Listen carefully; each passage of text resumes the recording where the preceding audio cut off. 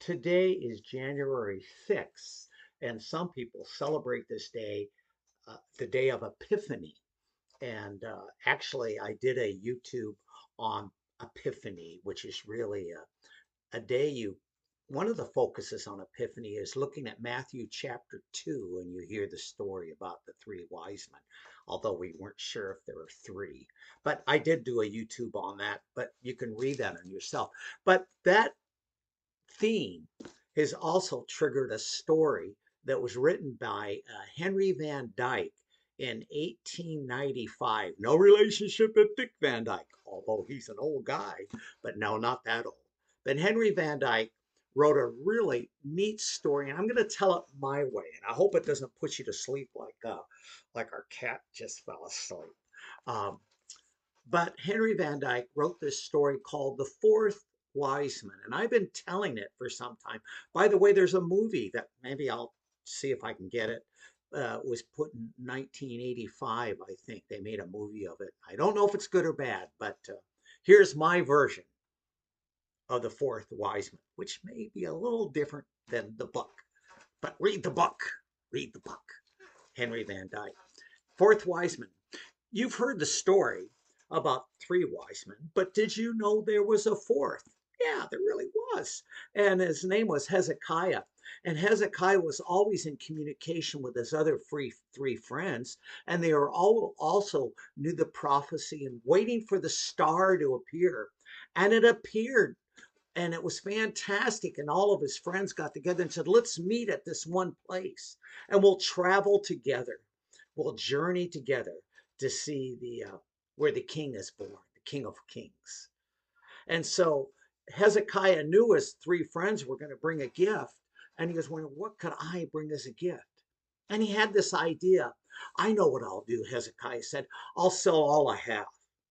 And with all he had, he got three precious rubies that he was going to give to the king when he saw this king. He is so excited. So he started out of his journey, and right when he was ready to leave his town, out of the shadows came a sick old man. And the old man said, please, sir, I'm sick and I need some help. Can you help me?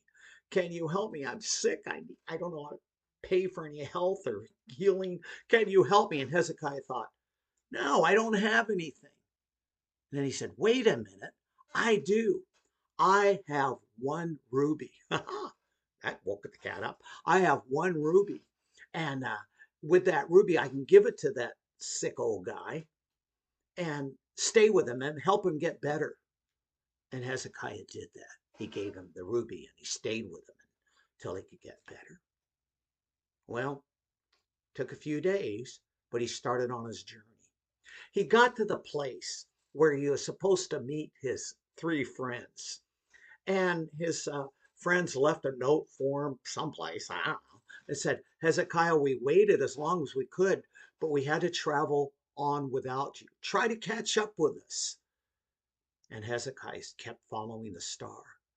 Well, when you traveled back in those days, it was better to travel in a caravan. You could maybe move a little faster, but Hezekiah was all by himself, and he had to stop and rest and get some food. But he still had two rubies. He wasn't going to give those up.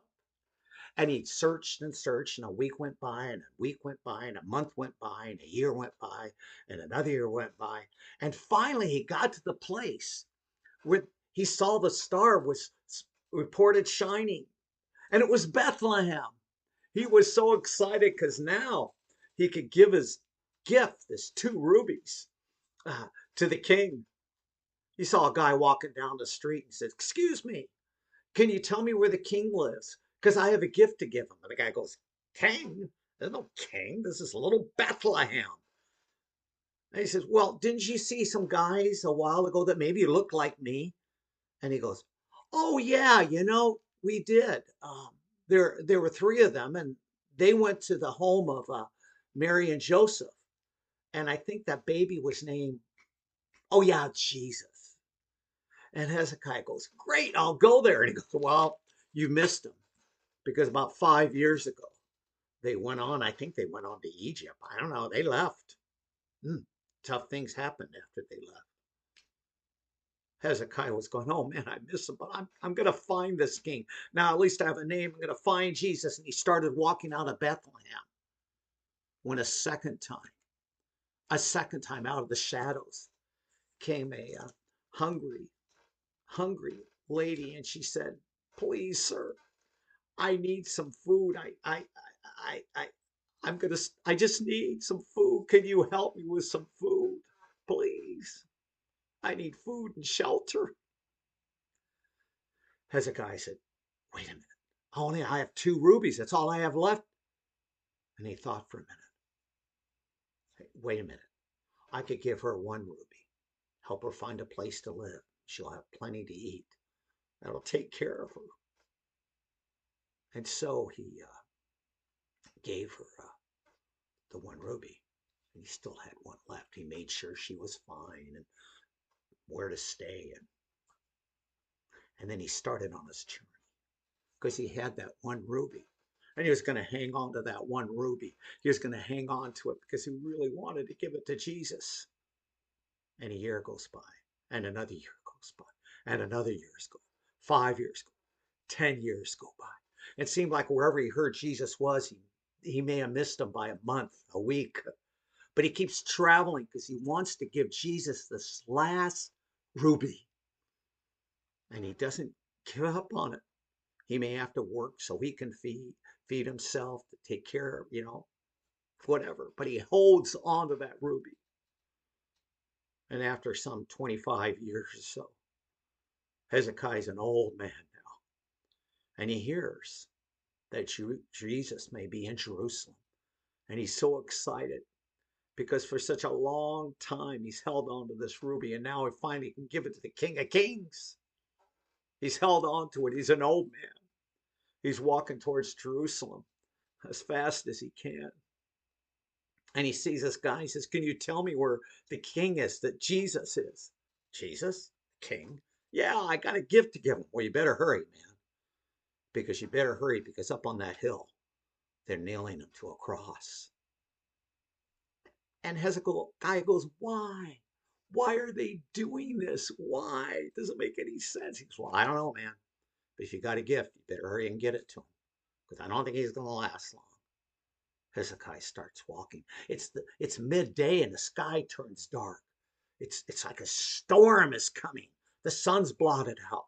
And he's walking as quick as he can because he has to give this gift to Jesus. When a third time, out of the shadows, comes a hungry, sick little boy. He says, please, sir, please, can you help me? I need help, please. Can you help me? I need food. Can you help me? And Hezekiah goes, no, I cannot. I've got to hold on to that and get to that cross and give it to Jesus. I can't. He goes, please, sir, please. Hezekiah was never one to turn down help. He helped people. That's what gave him life. That's what gave him fulfillment, is not giving people so much a handout, but a hand up. That's what he did all his life. So he reached down, knelt by the little boy, and he opened up the little boy's hand. And in his hand, he gave him the last ruby. Now, in this story, remember, it's just a story written by Henry Van Dike. But as he gave it to him, there's this brilliant light, this brilliant glow. And all of a sudden, the little boy became Jesus. And Hezekiah knew it was Jesus. And he's crying. He says, oh, Jesus, forgive me, forgive me. I have nothing left to give you. I have nothing left. And Jesus picked up Hezekiah. He said, Hezekiah, don't you get it?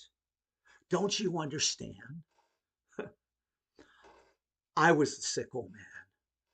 I was the hungry old lady. I was the sick, hungry little boy.